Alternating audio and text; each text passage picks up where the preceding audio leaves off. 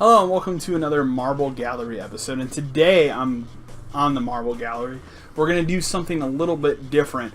I've been kicking around this idea for a while that Marble Gallery I would like to be more than just video games. And I am an avid film buff and I'm an avid film watcher, and I recently did a video reviewing the Netflix Castlevania series, and it was probably my second highest rated video on YouTube. And again, I'm a new YouTube channel just starting out, so I'm not getting, millions of views or anything like that. But it was the second video that I've done now that had the most views, and people genuinely had a very high interest in that. And I think they had a very high interest in my thoughts on that and thoughts on film and stuff. So I wanted to do a new thing, something different here. And by watching, I consume a lot of YouTube. I like a lot of different YouTube channels, and they're not all just about video games. Some of them are about film, and some of them are about reviewing movies and stuff. And I'm not going to be the kind of person that sits down and reviews every single movie that comes out, because that's not me. And I don't go to the theater to see every single movie. And sometimes I'm going to talk about movies that I just watched, and I just watched them on demand or something. I didn't actually go to the theater, and they might have come out months ago. But I thought we would start something today that sounds a little bit more different and interesting, and we're going to call this Film Club. So on this episode of it, we're going to kind of talk about a couple of the big summer movies that have come out that I've really liked, and some other smaller ones that I've watched recently, and I'm going to give you kind of my quick fire thoughts on them, if it's worth your time watching or not. It's going to be kind of out of order, these movies that I talk about, but this is what I've been watching in the last, we'll say 2 months, and these will be my thoughts on, what I've watched and what I think of these movies. And again, they're going to be out of order, so I apologize for that ahead of time. Recently, the most recent theater movie I saw was Spiderman Homecoming. And I am a casual Marvel fan. I'm more of a hardcore DC fan. As you can see, I'm wearing a Batman t-shirt. I think now at this point I have 37 Batman t-shirts, and my whole room is adorned in Batman stuff. I have statues. I have a ton of Batman stuff. I'm a diehard Batman fan. Have been since I was 3 years old. And I'm a diehard DC guy, and I'm a casual Marvel guy. I don't hate Marvel. I like both. I don't have a hatred for Marvel or anything like that, but I'm a casual Marvel fan. I watch these movies. I don't really read the Marvel comics. I read DC comics, especially Batman. And for Spider-Man, I really liked the original Spider-Man, and I think Spider-Man 2 is my favorite Spider-Man movie of all of them. After that, they've just been crap. Spider-Man 3 was a disaster piece. Amazing Spider-Man was not very good. It was you took a guy who was a really good Spider-Man and you trapped him in a bad movie, and Amazing Spider-Man 2 was about as bad as Spider-Man 3. So there have been some really bad Spider-Man movies, and Spider-Man Homecoming does a really good job of bringing back the fun to Spider-Man. I think Tom Holland, that's his name, as this character of Spider-Man, he was introduced last summer in Marvel Civil War. That's what I'm always going to call that movie, even though it's Captain America Civil War. It was Marvel Civil War. I think that this kid is such a good Spider-Man and Peter Parker. He nails both roles perfectly, and it's the first time that an actor has portrayed both roles perfectly, and I don't have a complaint about either. Whereas, I always thought Tobey Maguire was an excellent Peter Parker and an okay Spider-Man, and I thought Andrew Garfield was an excellent Spider-Man and a kind of bad Peter Parker. This kid does both roles well.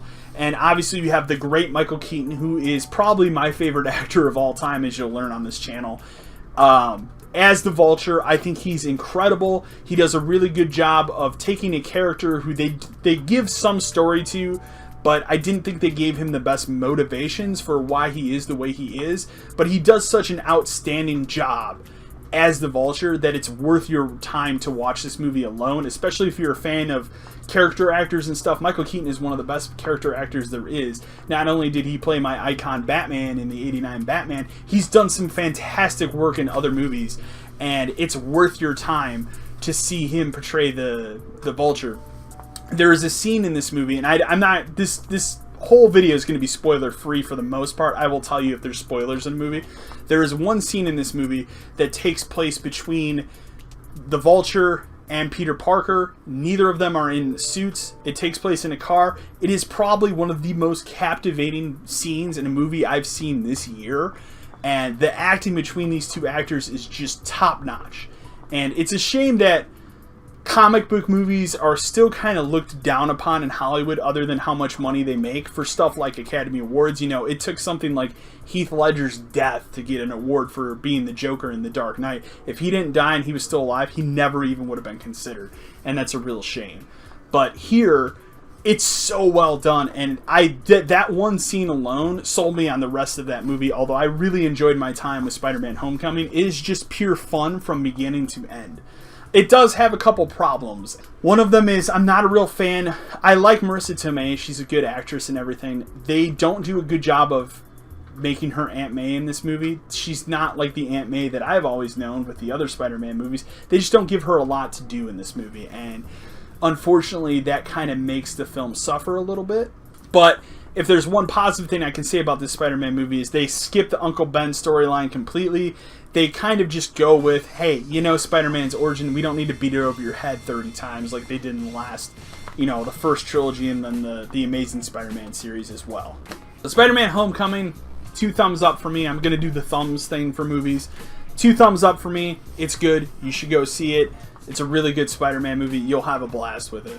We're going to roll back a little bit, talk about some of the other movies that have come out this summer. The first really big summer movie that has come out this year that I kind of want to talk about is Guardians of the Galaxy Volume 2. And looking back on it, I didn't care for it as much as the first one. I thought it was disappointing. It kind of was Marvel going through the flow. It's kind of weird when Guardians of the Galaxy launched in 2014, the original movie, I didn't know anything about these characters, and I was kind of amazed to watch how popular these characters became and how this whole thing kind of blew up. And again, I don't think Guardians of the Galaxy Volume 2 is necessarily a bad movie. It's enjoyable and it has great performances, and Chris Pratt's awesome as always, but it's just with the character, Marvel. Comic book movies get scrutinized for having weak villains, but especially the Marvel comic book movies. And I think I've seen so many comic book movies in the last 5 years that have all dived down to the same issue, which is this guy wants to destroy Earth, or this guy wants to take over Earth. It always involves around Earth and a massive global scale. Something is going on. And if I could go back to Spider-Man Homecoming for a minute, what I loved about Spider-Man Homecoming is none of that was the issue. It was literally Spider-Man trying to stop a petty criminal, and that was it. And that's one of the things I loved about that movie. Whereas in Guardians of the Galaxy, this movie is about Kurt Russell's evil, almost godlike character wanting to destroy the universe now. And I don't care, man. How many times have I seen Earth or the universe threatened in one of these comic book movies? And that's what ruined that movie for me. And it got a little too jokey for my taste. There are jokes in the movie that are good per se, but it's almost too much of a comedy at this point now. And I don't know. I walked away from it being disappointed. I just didn't think it was as good as the original Guardians of the Galaxy. But it's not that it doesn't have good performances, and it's not that Chris Pratt did a bad job or anything like that. He's always fantastic. So that movie, disappointing. The next movie I want to talk about is going to divide a lot of people, and I don't want to... I'm going to have to spoil it. There's no way around it, so be fair warned. This is a spoiler, this whole thing. I'm going to talk about Alien Covenant, and I'm going to spoil the shit out of this movie. And if you haven't seen it, skip ahead like 3 minutes in the video, and there we go. So, Alien Covenant is a direct sequel to Prometheus, and I'm going to start off the bat by telling you I love Prometheus. And that's a controversial opinion already because I know a lot of people hate Prometheus. I don't understand the hate that movie gets because not only did that movie give me the origin of where the xenomorphs came from, I thought it was a fantastic science fiction film all the way around, and it gave me everything I went into that movie to see. I went into that movie to see alien shit happening and people getting, chopped up and stuff, and that's what I got in that movie. People died some horrific deaths in that movie, and that's what I expect out of an Alien movie or a movie tied to the Alien franchise.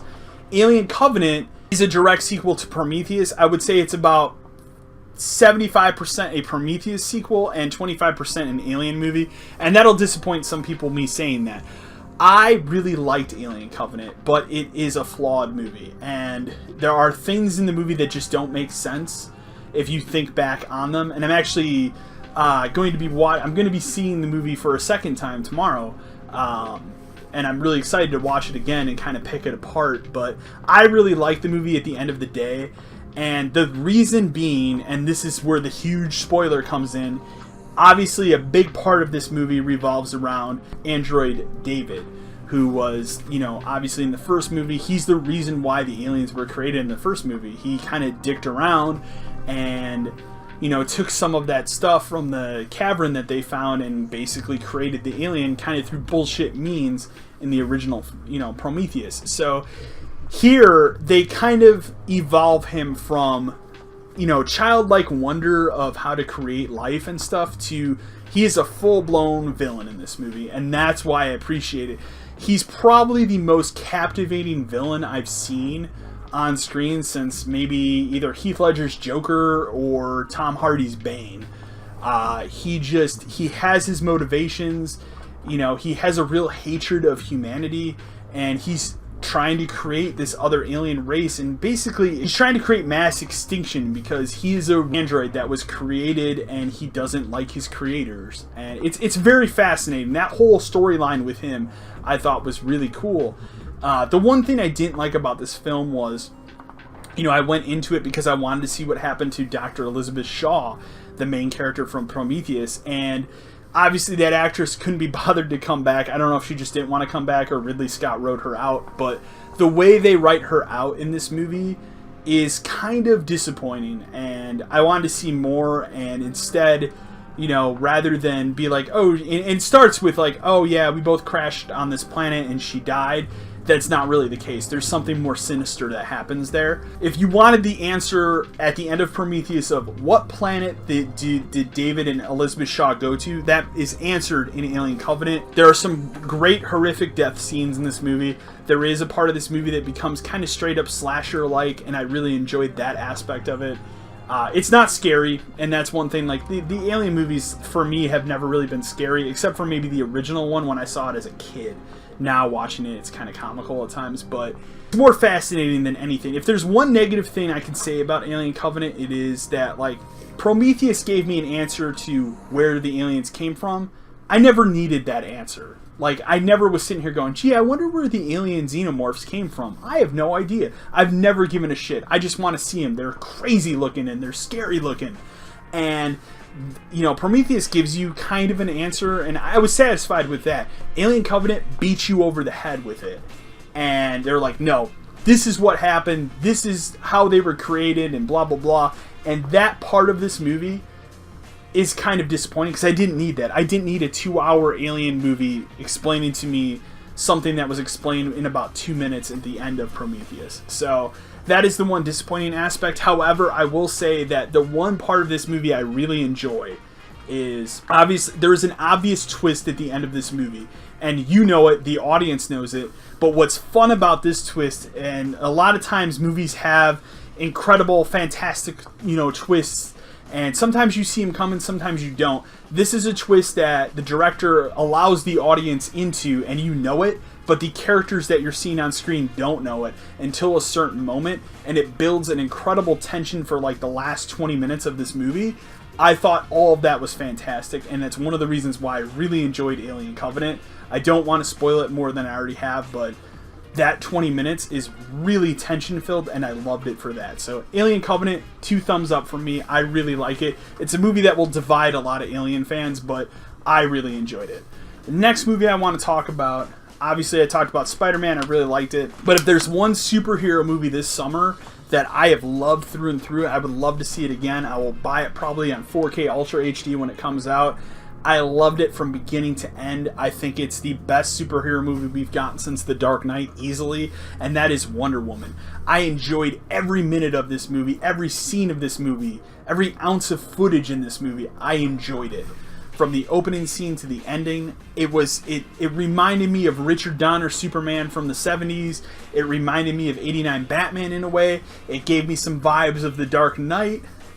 Even some vibes of Man of Steel, which is a movie I really like, but other people don't.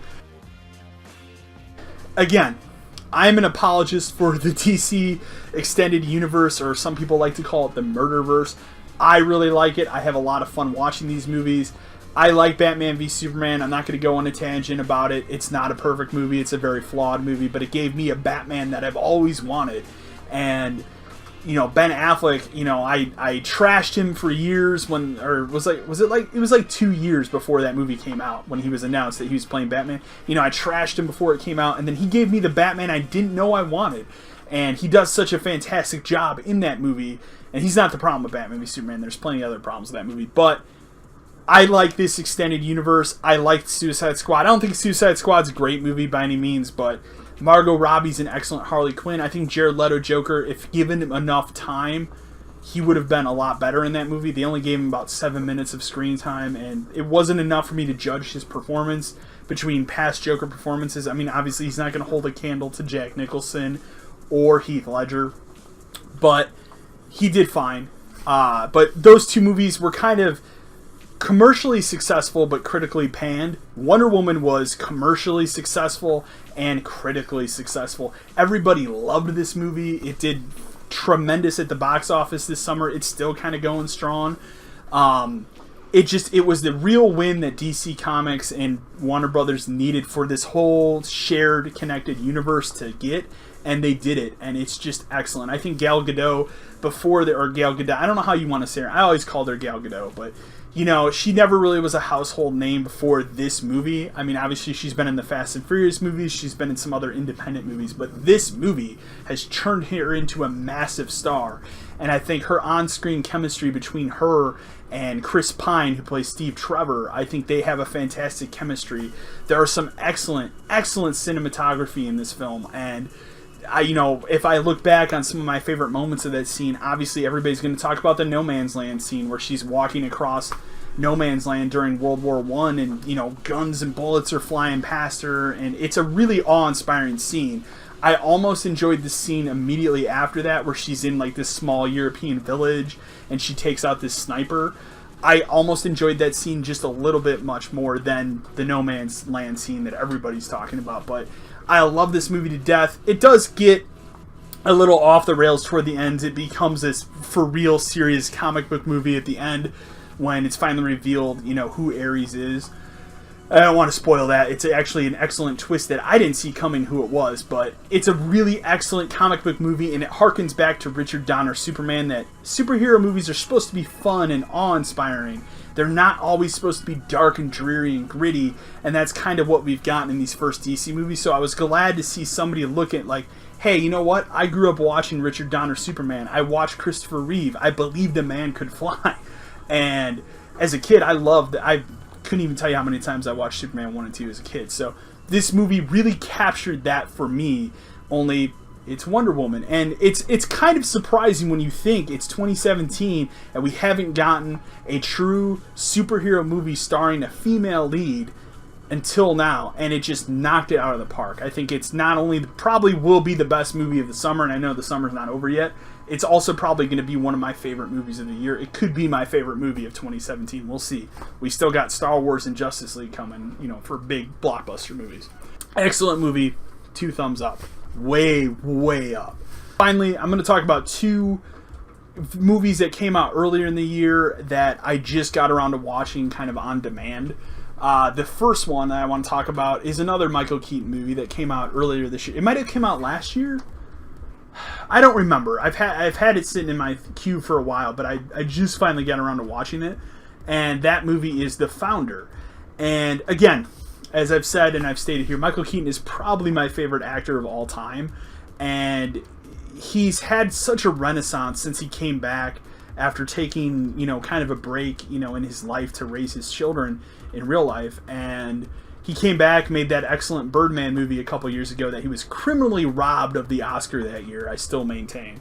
And he did this movie, The Founder, which is kind of about how McDonald's started and everything, and he plays a real piece of shit character. And what was fascinating and fun about this movie for me to watch is I didn't know anything about kind of how McDonald's has started And sitting down and watching it, I found the whole thing fascinating. He was kind of a character who, you know, took the idea, he legally took the idea of McDonald's and kind of franchised out his own.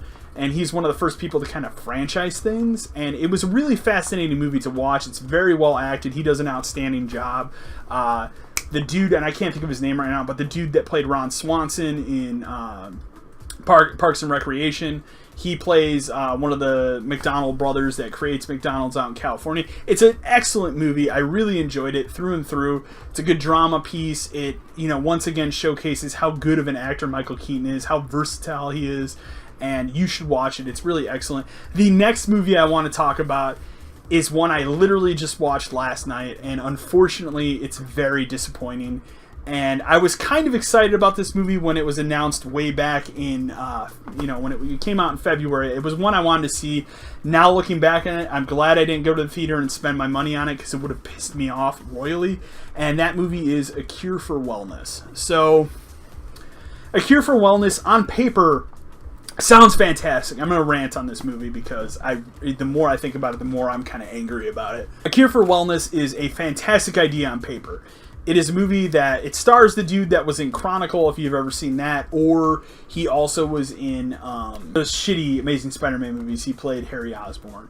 But this guy's an excellent actor. He also gives me a Leonardo DiCaprio vibe, and this guy's a really good actor. He's an actor. There are actors in this movie. It's him and Jason Isaacs. They're two excellent actors that are trapped in a shitty movie, unfortunately. And the premise setup is excellent for this movie. It involves he is a guy who works for a medical firm, and one of their staff members, one of like the heads of this company, go off to this wellness clinic out in the Swiss Alps. And this guy hasn't returned, and they're kind of having this like business merger that they need to go through. But in order to do it, they need to send somebody to go get this guy so he can come back to New York for a couple days, where the offices for this place are, and, you know, kind of oversee the merger of these two corporations. And so what happens is they send him to the Swiss Alps to go get this guy. And one of the things I didn't like about this movie was they kind of set up that, like, in the beginning of the movie, the main dude that they wouldn't have set has a heart attack. This is how this movie opens. This guy has a heart attack, he dies, and then this young guy kind of takes his place in this company, but he takes his place in kind of nefarious ways, which they don't ever really explain in great detail, and I found that to be really annoying. And they have a throwaway scene where they kind of tell him, like, hey, you know, we know that you are doing this nefarious shit, and this is kind of our way of getting back at you, and we're not going to put you in prison because of whatever, and because we're sending you up to this, you know, Swiss Alps thing, and that's it. And that's all they really talk about. They never explain what his nefarious shit is, and I wanted to know what it was, and they didn't explain it. That was the first disappointment of this movie. He travels to the Swiss Alps to go pick up this guy, goes to this wellness clinic, and they're already immediately kind of shadowy about it, and like, well, we don't really, you know, allow patients to leave and that kind of stuff once they're committed. And this is where I knew where this movie was going right away. As he's driving up with like the limo driver, the cab driver in the car, the cab driver tells him this weird story about how, you know, as they're driving up, there's this whole wellness clinic is like in this big castle. And again, if there's one good thing I'll say about this movie, the cinematography is on point. Unfortunately, that's the only good part of this entire movie. And they're driving up, and he kind of tells them a story about, you know, 200 years ago, there was this baron, and this baron wanted to keep his bloodline pure, and by doing that, he decided to, like, rape his sister or something. And this movie's very dark in that terms. And have a child with the sister, and then, you know, the townspeople found out what was going on, and they burned him down in his castle and everything. So this castle's been rebuilt from that. And this all happened 200 years ago. But there's one piece of the castle that's still standing that didn't burn down.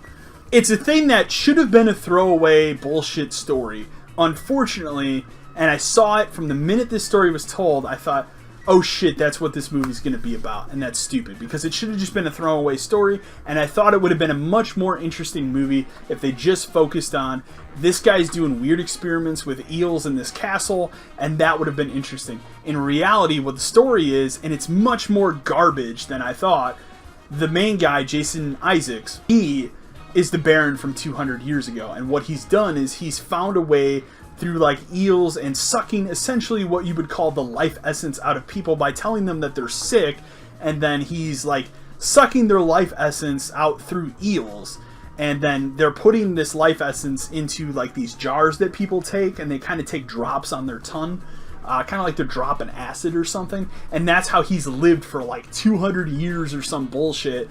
And the end of this movie, the climax of this movie, and I shit you not, and this movie is 2.5 hours long, and it's like 2 a.m. yesterday, and I'm half falling asleep, so I'm already kind of out of it, because at this point I'm like, this movie sucks. But I had to finish it, because I'm a big advocate for it. It takes a lot for me to turn off a movie. And the end of this movie is literally the whole master plan is, well, this guy is kind of committed, and the main character, and I know I'm rambling and ranting on about this movie. The main character goes up, he can't see this guy, he gets pissed off, there's no cell signal, so he wants to go back in town. So he has the limo driver guy start to drive him back, and he's involved in a car accident with a deer. So then he wakes up in this place, and he's got a cast on his leg, and they're like, you've been out for 3 days, and blah, blah, blah. So the rest of this movie is kind of like Shutter Island, where he's running around trying to figure out what the hell is going on in this facility. Through that, he meets this weird, strange girl, and every time he asks the main doctor, Jason Isaacs' character, about this girl, he just says, well, she's a strange case. In reality, what she is the daughter, the rape child of the woman, his sister, that he raped 200 years ago, because he used this life essence to live for the last 200 years and also keep her alive, and she's slowly aging.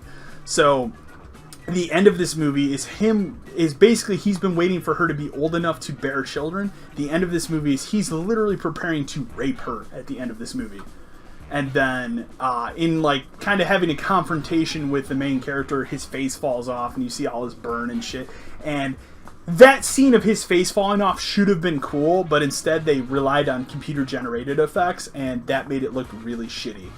And it's just a bad movie. Like, when I think back, I'm like, the whole premise of that movie was some guy who found a way to live for 200 years after he raped his own sister and then wanted to rape the child of his sister that he had with his sister. That's how jacked this movie was, and it's bad. The only thing I can say about watching it, and it's 2.5 hours long. This whole storyline could have been fit into 90 minutes, man, and it is 2.5 hours long. Like, what the hell were these people thinking? I can't understand. This is what I was thinking about this morning as I was making breakfast. Like, who the hell sat in a Hollywood room, sat down, read the script for this movie, and was like, okay, so this guy lived for 200 years and he raped his sister, and now he's going to rape the child he had with his sister. Yeah, this seems like a good idea for a movie. Here's, $100 million. Go make this thing. What? Who sat down and thought, hey, that's a good idea? Shame on you for sitting down and thinking that was a good idea for a movie. It's garbage. It's absolute trash. Don't watch it. Please, for the love of God, don't watch this movie. It's garbage. That's my rant about A Cure for Wellness. Don't watch it. It's trash. There's actually one other movie I want to talk about. I was thinking about Cure for Wellness a couple weeks ago. I had the pleasure of watching a good horror movie.